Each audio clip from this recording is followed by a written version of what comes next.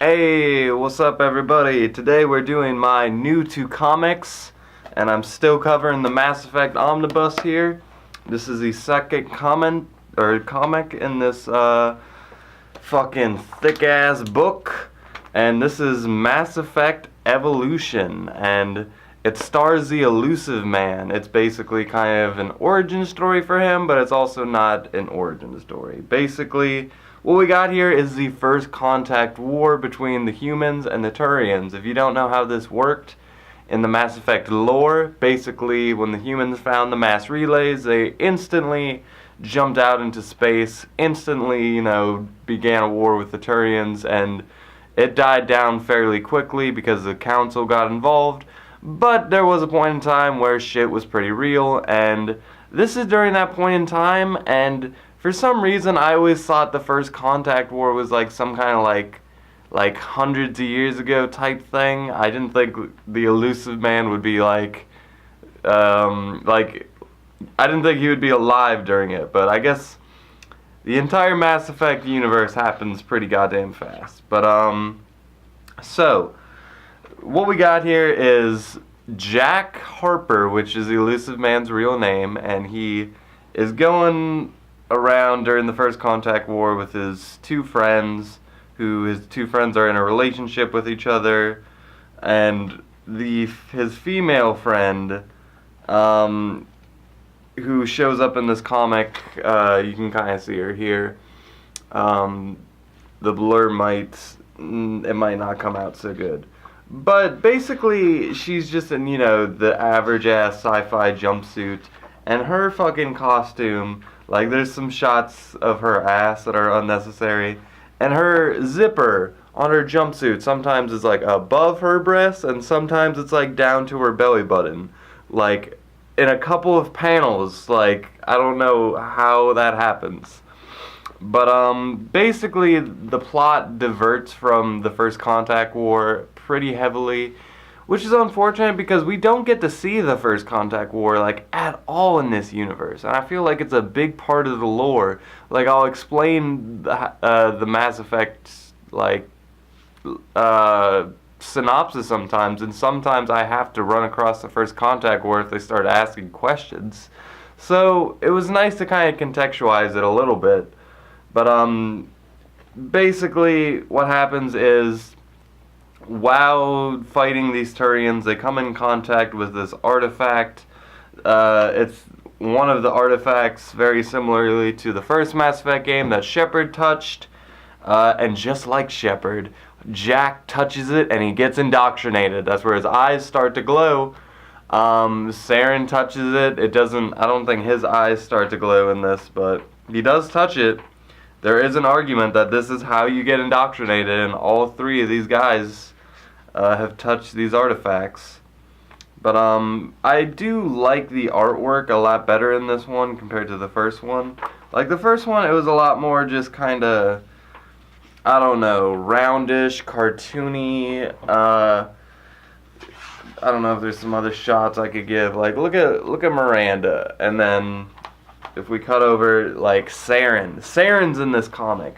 We got Ashley Williams' dad, General Williams in this. It was nice to see him for once.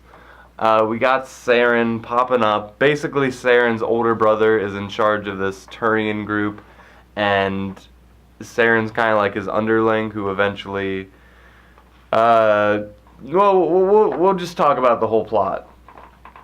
Basically, after touching this artifact, the Turians are making super Turians who touch this artifact and they become super strong. They just lose their mind. But in reality, they're just working for the Reapers, but we don't know that yet. And so on and so forth. So, they go back to Palaven and build this giant... there's this giant fucking sanctuary that already has a second artifact in there, and that's where the main showdown goes down. One of the Elusive Man's friends turns indoctrinated full on, turns into one of these monster things. That's when the big showdown happens. They're briefly on Ilium for a little bit. that's kind of unnecessary, but it was nice to see Ilium, so I can't complain. And after that, the Elusive Man is like the first human on Palavin. That's like a cool fun fact. I like that. Like little bits of that, like that, are like fun bits of lore. And just to see Saren, like the two villains of the first two games, just kind of interacting, it's really cool.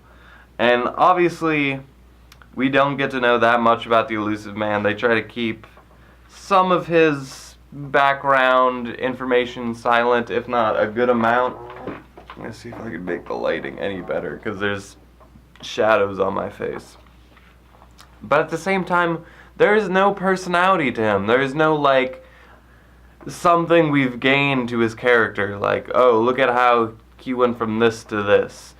Like, it would be interesting if he, like, went through some kind of alien, like, whatever turned him racist, or whatever turned him, like, the way he is now. I wanted that, whereas he's just an average-ass dude who happens to turn into the Elusive Man. Like, the last panel, it's like, yeah, I'm the Elusive Man now, by the way.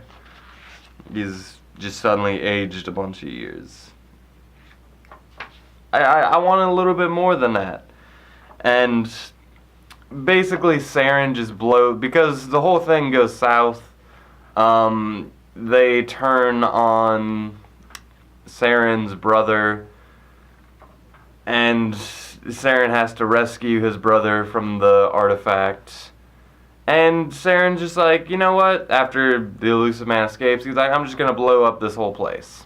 And that's what he does, like a motherfucking badass.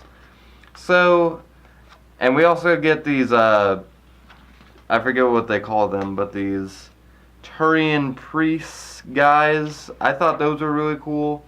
I know Turians can't be easy to draw because they got the skull face. I thought that was an interesting little racist mark that they've added to the universe. The skull face. But, I can imagine Turians can't be that hard to draw. And the artwork on this one was so much better. I really like it. We got beautiful close-ups of Saren here. This one's a lot more pretty. And I actually felt like I was in the world a little bit more than I was with Redemption. Because with Redemption it was like random Omega places, whereas this one, these areas, again, well, are random, but it's like, I feel like I could be walking around here in the game or something. I feel like I could go here or something like that.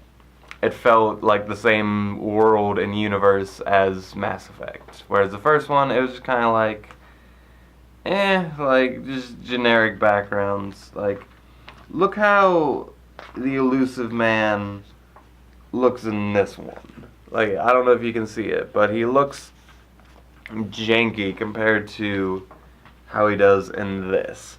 And his eyes, like, I don't know if that helps or hurts the indoctrination theory. I kind of wish he got his glowing eyes from something else. Like, it's not like a bad way to get it, like, oh, he touched this Reaper artifact. Like, if anything, that's kind of exactly what it would make sense.